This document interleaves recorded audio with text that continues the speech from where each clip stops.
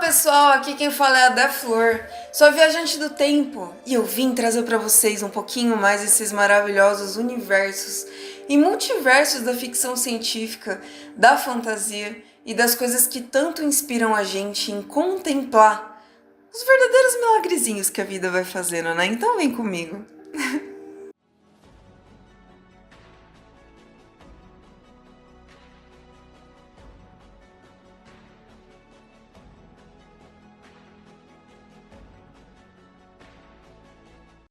Olá, meus queridos heróis, meus foguistas, minha tribo do coração. Que coisa incrível ter vocês aqui comigo hoje.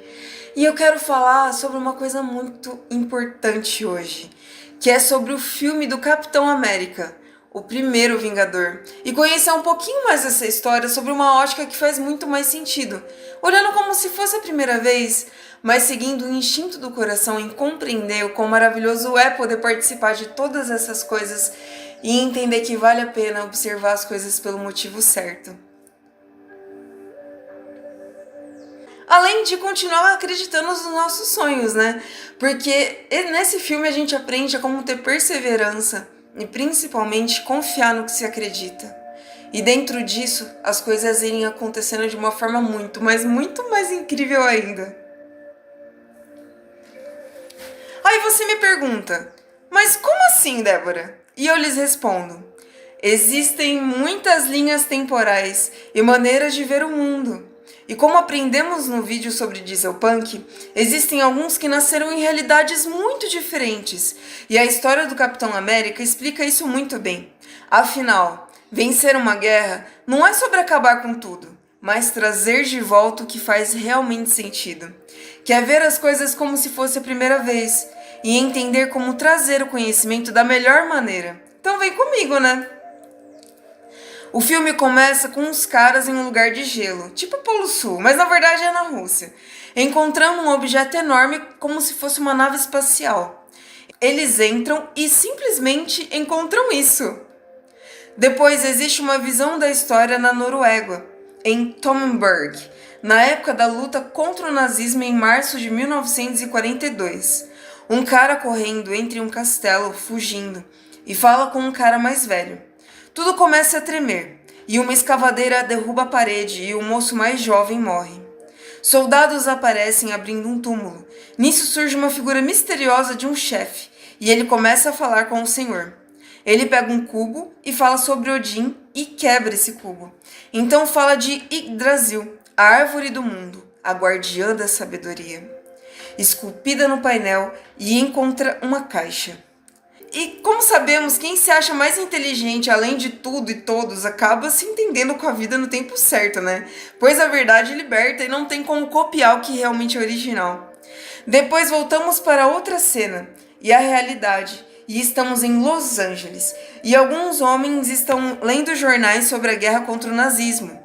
Logo chamam Steven Rogers, que é um menino magrinho e que é de pequeno porte comparado aos outros, e tinha muitos problemas de saúde. Mas ele pede uma chance para se alistar no exército. Mas ele é rejeitado, porque os caras ficavam julgando por aspectos que não faziam tanto sentido. Mas dentro da lógica deles até fazia. Aqui podemos entender que estamos no período dos anos 50, e como já havia cinema, eles podiam ver as filmagens das cenas do que estava acontecendo e as propagandas para se alistar. E enquanto para alguns era doloroso, para outros era baboseira, por não terem sensibilidade nem empatia o suficiente para compreender o quão cruel estava sendo tudo isso. E aqui já vemos Steve sendo condizente e mostrando valores bons. Por conta disso, ele fala o que simplesmente todo mundo queria falar para aquele cara, que é cala a boca! Mas para um cara que se julgava superior, ele leva Steve para um canto e começa a brigar com ele. Mas Steve continua firme e mostra coragem em enfrentar. Nisso aparece um cara meio que parecia que um policial defendendo ele e que o conhece. Então ele tira aquele cara de lá e começa lendo a listagem de Steve e fala que foi chamado para ajudar. E o sargento James Burns, e ele estava indo para a Inglaterra amanhã. E Steve fala que também deveria ir. Eles se abraçam, afinal são amigos. Então James o chama para comemorar com ele a última noite da cidade. Aqui descobrimos que eles estão em 1943 e vão para uma feira chamada Exposição Mundial do Amanhã. E aí eles vão a essa feira. Podemos notar que é um universo totalmente alternativo, por conta da estrutura dos trens, da tecnologia diferenciada e da visão fantástica. Uma pitadinha de steampunk aqui, dieselpunk, que traz essa visão mais fantástica das coisas. Na conversa deles, Steven fala que gostaria apenas de ficar com uma mulher, a mulher certa, e eu achei tão lindo isso. Eles encontram duas mulheres, então aparece um pavilhão enorme, todo desenvolvido, estilo dieselpunk, com a tecnologia diferenciada e o toque retrô. Além de ter um cantinho ali um traje vermelho, que eu acho que inspirou alguns outros super-heróis. E várias pessoas vendo a exposição de invenções e visões diferenciadas, que lembrou um pouco BioShock Infinite e os slogans de um mundo melhor. E claro, tudo é relativo, mas quando se está em guerra, a paz com certeza é a melhor solução. Então começa uma apresentação nada mais, nada menos do que... quem? Howard Stark! Que na época era cheio de si e não tinha muita noção do verdadeiro valor das coisas, mas que trazia novas formas de ver o mundo. Digo isso pois mulheres não são objetos e merecem respeito. E tratar a mulher como objeto não é admirável, mas ele vai aprendendo no decorrer do tempo. E ele vem apresentar uma nova visão de tecnologia de carros que voam. Porém, hoje, como sabemos, seria totalmente inviável por conta de preferirmos ter os céus muito mais limpos e a harmonia com a natureza. Além disso, seria muito arriscado em relação a acidentes, trânsitos, entre muitas outras coisas, mas é importante entender a ideia evolutiva para trazermos sabedoria nas escolhas. Afinal, a coisa mais importante não é o lucro, e sim a vida.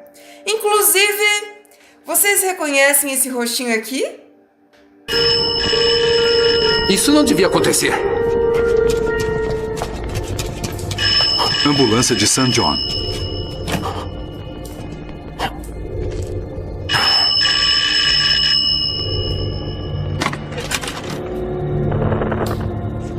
Alô? Ai, alô. Eu não consigo conectar a internet. Como? A internet caiu, não consigo conectar. O que aconteceu? Basicamente, né, gente? Continuando, nisso Steve sai depois de ver um anúncio e vai ver a respeito desse anúncio. O amigo vai atrás, o Buck, e Steve diz que vai tentar novamente, principalmente por ser uma feira e ter uma outra perspectiva de crescimento de visão, né? Principalmente por ser uma feira totalmente alternativa e uma feira que vê o mundo de uma forma diferenciada. Ele tem muita fé e perseverança. Eles começam a conversar e um moço ouve no cantinho. Buck vai encontrar as meninas e Steve fica. Ele vai fazer o exame e o médico sai. Nisso, o moço que ouvia entra na conversa entre eles e eles começam então uma conversa importantíssima que muda absolutamente toda a perspectiva da relação em compreender o que realmente faz sentido. Principalmente porque ele ouviu as coisas certas. O nome dele é Dr. Abraham Erkin. E ele descobre que Steve fez 5 tentativas e pergunta o objetivo de Steve, se era ou não matar as pessoas. E ele responde: eu não quero matar ninguém. Eu não gosto de crueldade, seja lá de onde venha. Dr. Abraham então diz: já há tantos homens grandes nessa guerra, quem sabe precisamos então de um rapaz pequeno. E essa cena é sensacional. E então ele ganha essa chance. Então o filme volta a mostrar sobre os caras que estavam planejando maldades. O cara chatão, vou chamá-lo assim, está planejando uma máquina com um cientista, enquanto fazia pesquisas. Ele abre a caixa que roubou, pega o elemento e coloca na máquina, que é o Tesseract. E eles acham que isso vai mudar o mundo, e realmente eles estavam certos, mas não como imaginavam. Voltemos para Steve no exército. Enquanto estava com os soldados, aparece a Agente Carter, que se apresenta como supervisora das operações, que é uma mulher maravilhosa e inspiradora. E nessa visão de mundo, eles ainda estavam aprendendo a respeitar as mulheres. Principalmente porque naquela época eles não tinham tanta noção do que realmente é entender o amor da maneira certa, mas aos pouquinhos eles vão compreendendo. Então um soldado desrespeita ela, sendo totalmente irônico e desprezível. E sabe o que ela faz? Pergunta o nome do soldado, que responde ironicamente. Ele fala para ela fala para ele dar um passo à frente. E ele continua sendo irônico e totalmente desrespeituoso com ela. E ela dá uma porrada na cara dele. Simples assim. Afinal, não é brincadeira, é o exército, né, gente? Nisso chega o coronel, apoiando e falando sobre ter feito certo. Ele começa a falar sobre melhorarem como homens e como seres humanos também, porque eles têm que aprender a respeitar as coisas do jeito certo. Então eles começam o treinamento. E Rogers pega a bandeira da forma mais inteligente. É incrível isso. E volta da maneira mais sobrenatural. Os comandantes vão falando de Rogers, que vai se esforçando. Daí o comandante lança uma granada, falando que se vence a guerra com coragem. Todos se afastam então, menos Rogers, que abraça a granada e protege todos. Afinal, era um teste. E, essa cena mudou tudo. Então o Dr. Abraham vai conversar com Steve do porquê de tê-lo escolhido. Ele conta a história dele e conta sobre Smith, que se associou a Hitler e que cultivava o oculto e o ódio de uma forma totalmente horrível. Ele foi atrás das forças dos deuses e achava que um homem, entre aspas, era superior e o merecia. Ou seja, ele se achava superior a Hitler. Olha isso! Meu Deus, era assim... Se já era desprezível o que Hitler fazia, sabe? Mas olha o que foi acontecendo no decorrer do tempo. Porque tudo acontece no tempo certo, né? E a gente vai fazendo as coisas da melhor maneira. Então Smith tentou subornar o doutor, mas não conseguiu. E ele começou a se drogar com uma substância que não estava pronta, e isso acabou tornando ele em uma outra coisa muito horrível. O soro amplia tudo que existe dentro da pessoa, e por isso ele escolheu o Rogers para poder fazer uma visão diferenciada.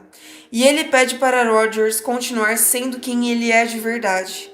Enquanto isso, Smith diz que achou o médico e mostra a obra de arte para Zola. Voltando a Rogers, que está com Carter indo para algum lugar, ele vai falando sobre suas memórias e sobre nunca ter fugido. E ele elogia ela, e ela fica meio sem saber como agir, que é bonitinho, e ele também, e explica sobre seus relacionamentos, porque ele nunca teve assim, sucesso com as mulheres. Na verdade, ele viu que era ter sucesso de uma forma diferente, porque ele queria a pessoa certa. E que resolveu esperar para poder encontrar essa pessoa certa. E entender o que realmente é amor. E essa cena é muito bonitinha. O cenário também é bem legal. Os carros com design dos anos 50, as lojinhas e as pessoas do bairro e as crianças, e tudo de uma certa forma contemplando uma paz que nem sempre na guerra era possível, mas que ao entender isso tudo vai melhorando. Eles entram em uma loja de antiguidades que os leva para um lugar secreto e encontram o Dr. Abraham. E Rogers vai fazendo o procedimento com o soro. E até Stark estava lá. Olha que coisa maravilhosa. E inicia então a transformação. E eles conseguem alcançar 100%. Abrem as comportas da cápsula. E Rogers está totalmente transformado. E a transformação dele é sobrenatural. Aqui, daremos um salto no tempo para vocês verem o filme, né? Através das próprias percepções. Afinal, cada um vai ter uma mensagem diferenciada, mas todas as mensagens que vocês conseguirem entender é para a gente ajudar a potencializar as forças do bem e realmente trazer a cura em todos os aspectos. Eu vou falar só de detalhes básicos e do desfecho, principalmente porque tudo acontece no tempo certo.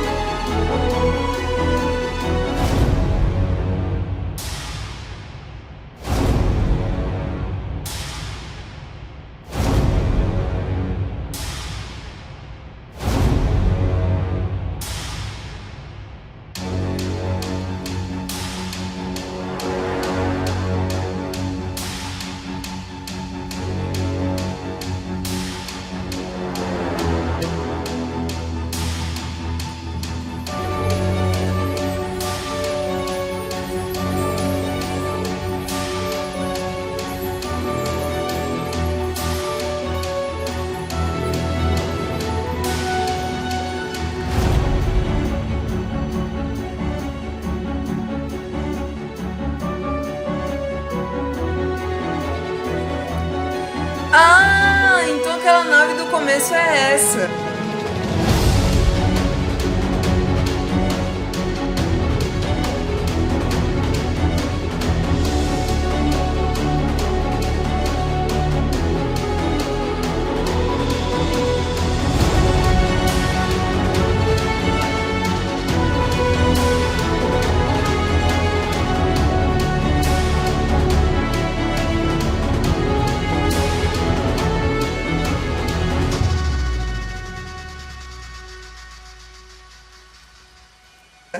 E todos comemoram a vitória.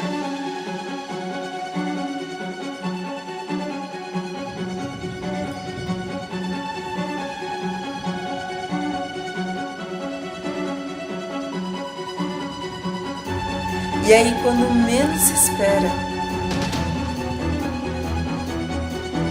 ele abre os olhos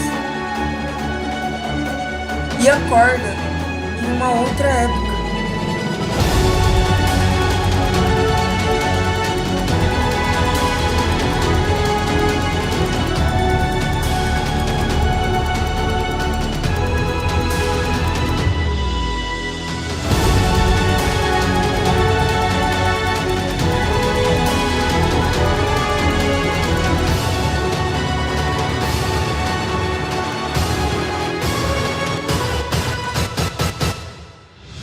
Aparece então um homem misterioso que conta a verdade.